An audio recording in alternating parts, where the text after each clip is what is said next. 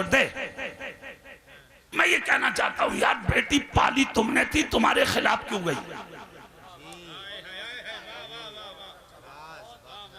इस एक जुमले को गौर से सुन लियो भाई, कोरबा को वालों, गौर से सुन लो, चेहरा मेरी तरफ करके सुन लो।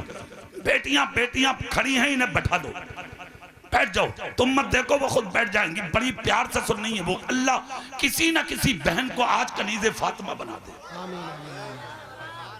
सुन लो यार, गौर से सुन लो ये जुमला। क्यों हुआ ऐसा?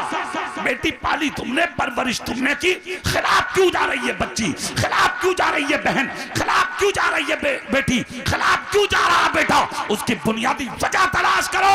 तो बुनियादी वजह एक आई है हमारी नजर में।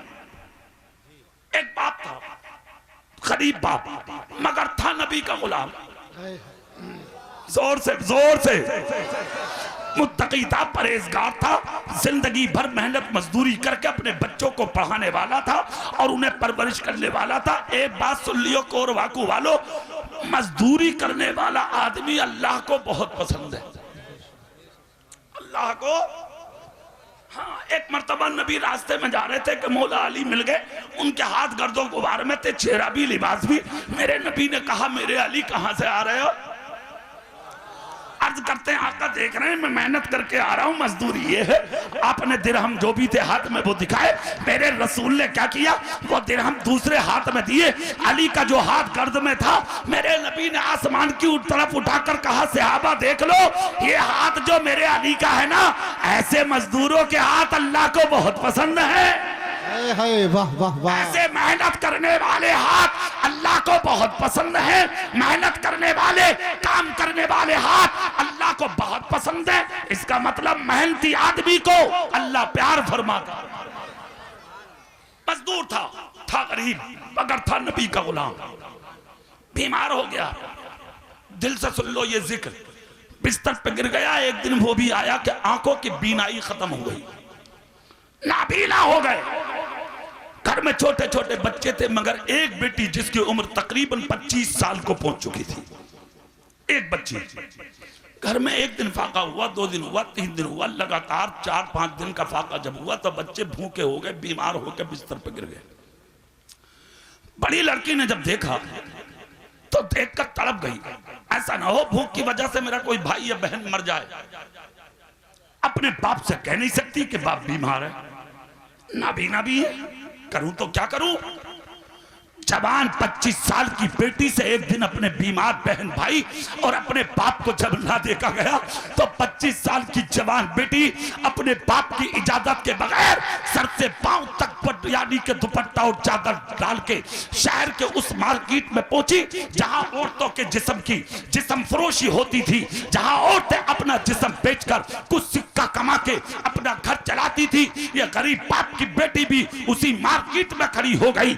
लोग आते रहे, हसीनाओं को लेके जाते रहे, लोग आते रहे, लड़कियों को लेके जाते रहे, लोग आते रहे, औरतों को खरीद खरीद के जाते रहे। सुबह से दोपहर हो गई, इसे कोई ना लेके गया। शाम हो गई, कोई ना लेकर गया। यहां तक कि दिन मुकम्मल हो गया, तब भी इसे कोई ना लेके गया। जब ना लेके गया तो मार्केट में शाम को ऐलान सर ने ऐलान किया, आज की मार्केट मुकम्मल, जिसे जो लेके जाना था वो चले गए।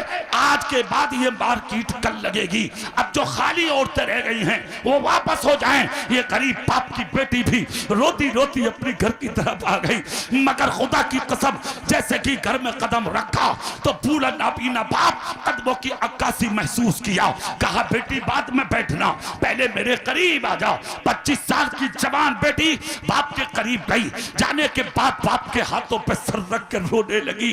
बाप ने हाथ निकाल के सर पे रखा, कहा, मेरी शहजादी, मेरी बेटी रोबे मत, सच बता दे, सुबह से तेरी आवाज नहीं मिली, तू ये बता सुबह से थी कहां? 25 साल की जवान बच्ची ने कहा, मां, अब्बा जान माफ कर दोगे ना? कहा, बेटी बता ना तू कहां थी?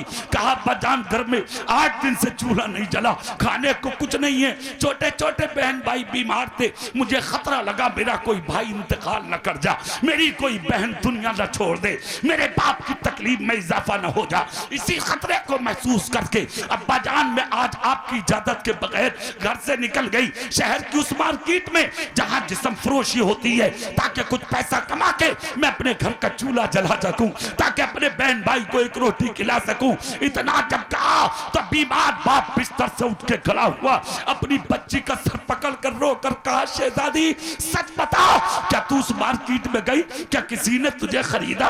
किसी ने कीमत लगाई? क्या कोई तेरे करीब आया? क्या किसी ने कुछ दिया? बच्ची ने रोकर कहा, अब्बा अफसोस इसी चीज का है, जो मुझसे कम हुस्न वाली लड़कियां थी उन्हें अच्छी कीमत में लोग लेकर चले गए, मगर किसी ने सौदा करना तो बड़ी बात, खरीदना तो बड़ी बात, आपकी बेटी को किसी ने नजर उठा के भी नहीं देखा। बाप ने सर चूम कर कहा, बेटी यही भरोसा था अल्लाह की रहमत पर, यही यकीन था अल्लाह की रहमत पर। कहा, बेटी अभी तो एक दिन गई है, अगर कयामत तक उस मार्केट में जाकर खड़ी रहेगी तो ए बेटी तेरी तरफ सौदा तो बड़ी बात, कोई नजर उठा के भी नहीं देखेगा, इसलिए कि तेरा बाप गरीब जरूर रहा है मगर अपनी औलाद को कभी हराम का लुकमा नहीं खिलाया। नारे तकबीर, नारे रिसालत, अल्लामा कारी इकबाल साहिब किबला, नारे तकबीर, नारे रिसालत। हराम कमा के चूल्हा जलाने वाले फिर कहता बेटी के हुस्न को नजर लग गई। भटिया है बे तू, दुनिया को गुमराह करना चाहता है तू। अगर चाहते हो कि बेटे इज्जत दें शादियों के बाद, अगर चाहते हो कि बेटियां घर में रहें शादियों से पहले, तो आधा लुकमा खा ले मगर हलाल खा ले, आधी रोटी खा ले हलाल खा ले। तुमने उस गौस का जलसा सजाया, गौसे पाक का जिक्र हो जाएगा। हाँ, उस गौस का जलसा सजाया, खुदा की कसम जिसने जिंदगी में हलाल खाया और हलाल खाने की तलकीन फरमाई, उस माँ का बेटा है गौसे आजम, कि जिस माँ की जिंदगी भी लाजवाब। अच्छा यार एक बात बताओ, उसकी औलाद कितनी अच्छी होगी जिसका नाना वली, वाह वाह वाह, जिसकी नानी वली, जिसका अब्बा वली, जिसके अम्मा वली, तो उसका बेटा कैसा होगा? जोर से बोलो यार, कैसा होगा? ईमानदारी से बोलो, कैसा होना चाहिए? भैया जब बाप ही भटिया है, दड़ियाल की बाजार में भेली चुराए पड़ा, चुरा के तैमन में रखना, नबी का दामन नहीं छोड़ेंगे, भेली चुराना भी नहीं छोड़ेंगे। ले अबे पागल हो गए, दीवाने हो गए। इस्लाम इतना आसान समझ लिया तुमने। किस गौस की महफिल में बैठे हो जानते हो कि जिस गौस की माँ ने 40 सोने के सिक्के दिए थे, सर पे हाथ रख के सिर्फ एक जुमला बोला था, बेटे खर्च तो करना मगर वहां करना जहां नबी के दीन को जरूरत हो। जोर से नहीं बोलोगे? सुभान अल्लाह, और जोर से बोल के दिखाओ, सुभान अल्लाह, और दिल से, सुभान अल्लाह। ठीक है। माँ ने आके भर के अपने बेटे को देखा, कहा बेटे दिल से तू भी देख ले, हो सकता है कि अब तुझे दोबारा ना मिलूं। हाफिज हो गए, कारी हो गए, आलिम दीन हो गए, फाजिले दीन मतीन बनने बगदाद जा रहे हैं। माँ ने काफिले के साथ कर दिया, सरहदों सीमा बगदाद की करीब आई, डाकुओं ने सारा काफिला छीन लिया, लूट लिया। वाकया सुनाना मकसद नहीं, असल बात पे आ जाओ, कहां लाना चाहता हूं। चोर ने सबको लूट कर सबको बैठाया, फिर उसके बाद चोर बोला सब लूट गए या कोई बाकी भी है? सबके बीच में से एक हाथ उठा।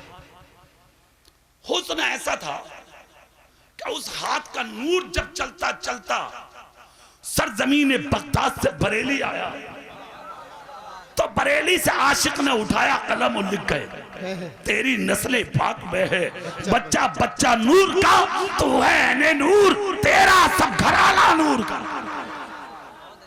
चोरों का सरदार बोला, भाई तूने हाथ क्यों उठाया? कहा बता दूं? बोले हाँ। बोले अभी मैं लुटने से बाकी हूं। जोर से बोलो भाई, सुभान अल्लाह।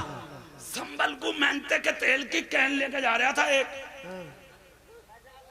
पीछे से मोटरसाइकिल लग गई, तमंचा दिखा के बोला देख कैन छोड़ दे। बोला मर जाऊंगा, मार दे, छोड़ूंगा ना। गोली लग गई भाई साहब, कैन ने छोड़ी, और वो भी इतना पक्का था मार गया, मगर ये बच गया। कैन नहीं छोड़ी भाई साहब तेल की। वारे वाह गौसे आजम। सुभान अल्लाह, हाथ उठाओगे नहीं तुम? सुभान अल्लाह, जोर से बोलियो पूरी ताकत से। सुभान अल्लाह। कहा मैं बाकी हूँ। चोरों का सरदार बोला अच्छा, तो फिर जरा उठ के इधर आ। अब जुमला सुनो, ताकत देखें अपनी ताकत। इधर आ। 16 साल के गौसे आजम बोले मिलना है तो तू आ। कहा तू नहीं आएगा? बोले आना तो सीखा ही नहीं है किसी के पास। कहा क्यों? बोले मेरा नबी सुभान अल्लाह, सुभान अल्लाह, जिनकी मैं औलाद हूं, उन्होंने कहा है जब तक मेरे रहोगे तो मैं किसी के पास जाने की जरूरत नहीं पड़ेगी, जमाना तुम्हारे पास आया करेगा। हाय हाय, वाह वाह वाह। हाँ, और सच भी यही है। बगदाद तुम जाते हो, अजमेर तुम जाते हो, कलियर तुम जाते हो, कचोचा तुम जाते हो, बरेली तुम जाते हो। यार गौसे आजम को किसी ने देखा? कभी कोरबा को आए थे क्या गौसे आजम? मगर आज घर घर में मेरे गौस की देख बनाई जा रही है। क्या है ये? जो खुदा का हो जाता है, बच्चे बच्चे को खुदा उसी का बना दे। हाय हाय, वाह वाह वाह। आप सुनो, गौसे पाक ने जब इतना कहा तो चोरों का सरदार बोला अच्छा फिर मैं ही आ जाऊं। बोला लोगों से हटो भाई। सबने रास्ता दिया। चोरों का सरदार आया करीब। हिम्मत थी का जो नजर टेक लेता गौसे पाक के चेहरे पे। हाँ, कोई मामूली थोड़ी है गौसे आजम। बचपन भी लाजवाब, माँ के पेट में भी लाजवाब, 3 साल के भी लाजवाब, 3.5 साल के भी लाजवाब।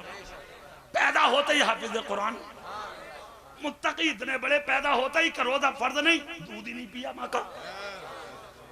2.5 साल की उम्र हो गई तो फकीर को ऐसा जवाब दिया वो दंग रह गया। फकीर बोला अस्सलाम वालेकुम। 2.5 साल के थे, कूद के बोले वालेकुम अस्सलाम, वालेकुम अस्सलाम। फकीर चक्कर में पड़ गया, हाथ पकड़ के बोला उम्र छोटी है मगर है हसीन बच्चे, जवाब नहीं दे। जवाब दो क्यों दिए? कहा बात मत बढ़ाओ, आगे चले जाओ। हाँ, 2.5 साल के फकीर सिमट गया, बोला बाद में जाऊंगा भाई, बता दे दो जवाब क्यों। कहा उम्र 2.5 साल है, इस गांव में 2.5 साल पहले आए थे, मैं माँ के पेट में था। जोर से नहीं बोलोगे तो? सुभान अल्लाह। कहा सामने वाला दरवाजा मेरा, तुमने सलाम किया था, मेरी माँ चक्की जला रही थी, उसकी आवाज इतनी तेज थी कि मेरी माँ ने तुम्हारा सलाम नहीं सुना था, मगर माँ के पेट में मैंने सुन लिया था। 2.5 साल से आज तक तलाश कर रहा हूँ, मिले नहीं। एक सलाम का जवाब आज वाला दे रहा हूँ और एक सलाम का जवाब 2.5 साल पहले वाला दे। वाह वाह वाह, सुभान अल्लाह, अल्लाह अल्लाह। अब देखें 3 साल के हो गए, कितने साल के? 3 साल। सुभान अल्लाह। तो बच्चे बैल से खेल रहे हैं, गौसे पाक करीब चले गए, दुम पकड़ ली बैल की पूंछ। बैल ने मुंह घुमाया, मुंह घुमा के कहा अब्दुल कादिर तू तो मत कर ऐसा। इतना जब कहा तो गौसे पाक ने हाथ छोड़ दिया।